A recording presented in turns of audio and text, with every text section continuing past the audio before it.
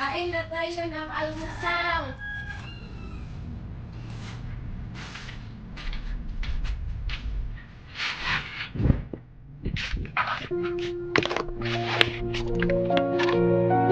Good morning to all of you. Magandang umaga sa inyong lahat.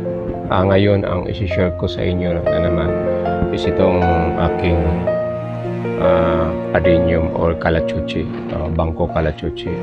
So ito ang isa sa mga nagsaksis na dinugtungan ko sila ng sanga with another variety or another color of the calachuchi.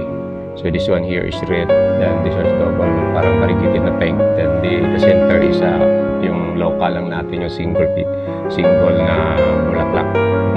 Detail siya single. So ngayon, may iba-iba ako nandyan sa baba, isa nadapuan na ng mga damo. Nadapuan na ng mga damo doon sa likod, mas nakikita nyo sa video. Makikita ninyo sa video is nadadapuan na ng mga damo, so rinirescue ko sila. Then I also have here yung nakaswerte ako, may mga seeds na hindi ko alam it is a local or yung double ba, na ano siya na nag-germinate dito sa bandang ito, which is this is Don Manuel Namatay. So may mga seeds ng calachuchi na nag-germinate, then may nakuha ako na isa na naging variegated. Hopefully hindi yan third grade. Yung nag-grab ko, nalutungan ko na, tapos try ko inair.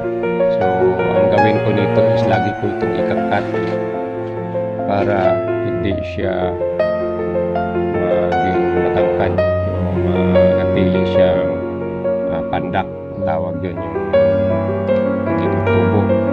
Then here naman last item, so that is yung nakuha ko na nag-germinate na nalaglag siguro yung liso. Then hopefully makuha. Sana yun, wala. Yan, yun ang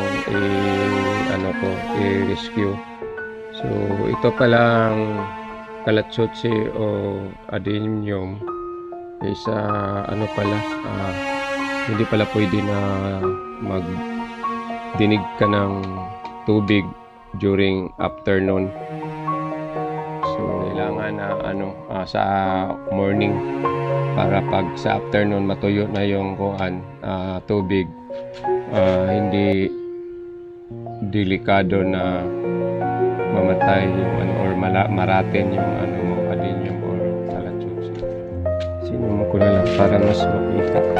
So this one here, kasi ito ang kauna-una ko nag-success na nakadugtong ako. If ever mawala na itong bulaklak na ito, is ang gawin ko is putulin ko para mag-spread up. So nagbubuning wire, ito ang tatanggalin ko. Kasi pag hindi ito malatak na, then it might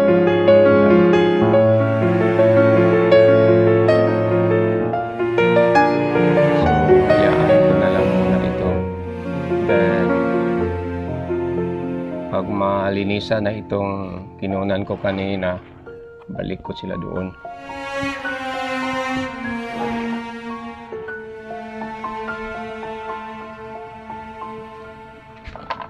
So this is the first one that yung na-success ko na nagawa with my matawag na lang ko na lang ito na it's just a bonsai materials.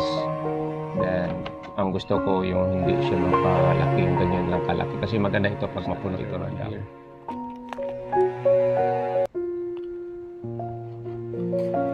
Itong adenium or calachuchi is hindi masyadong mag-produce ng maraming root, tapos nagpapasok ito parang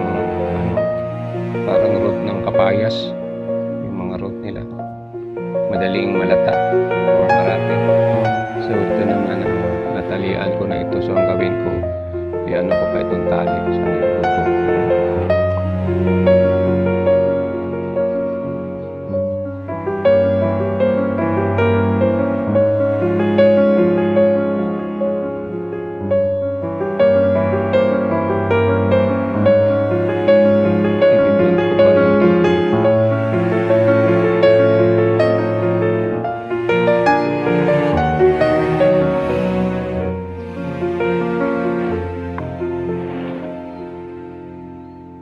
Ito, matagal na ito sa akin pero hindi nagtubo.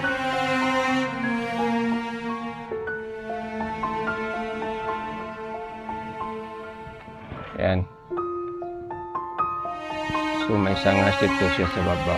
Tanggalin ko yan kasi naka-distract siya sa ano. Same pa rin yung sugat. Tutuluan natin ng kandila. Hindi makita.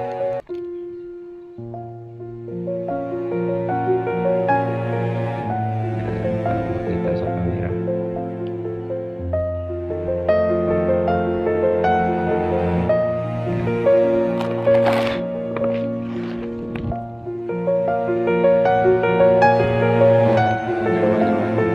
So, ito ang nangyari nito. Doon ko sa likod sa bahay nilagay kasi may mga panatik o natawag yan. Yung panatik na yun. Ano ba? Yung superstitious belief. Yung superstitious, may mga superstitious belief na kasi sa hindi daw maganda ito ilagay sa harap ng bahay. Kaya doon sa likod ko nilagay. Pero sabi ko paano mayroong magandang bulaklak. So, siyempre ganito pag insert ito para naman tingnan. So, yun ang ano nila. So, same. Yun, ang dahon, para siyang kasi siguro sapat. So, wala na.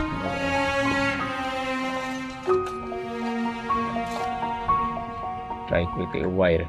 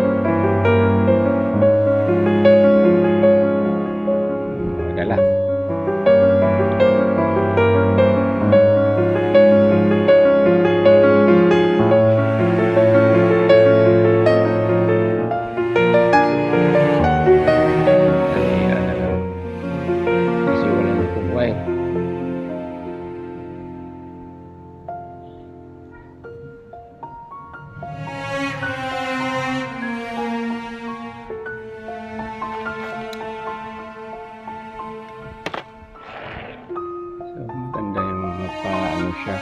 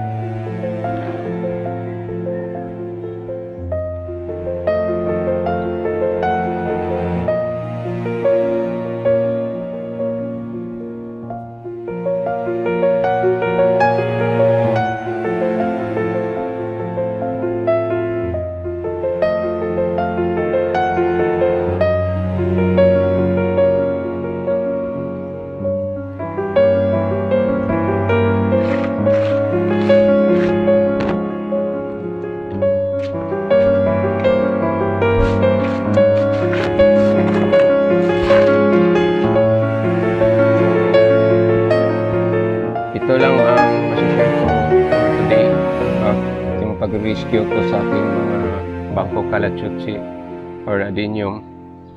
So, once again, maraming salamat sa panonood. Hopefully, may makuha kayo ng idea regarding about kung paano mag-alaga ng ganitong klase na nagtutubuan. So, yun na lang ang padamihin ko. So, once again, thank you very much for watching my video. God bless you all. Bye-bye.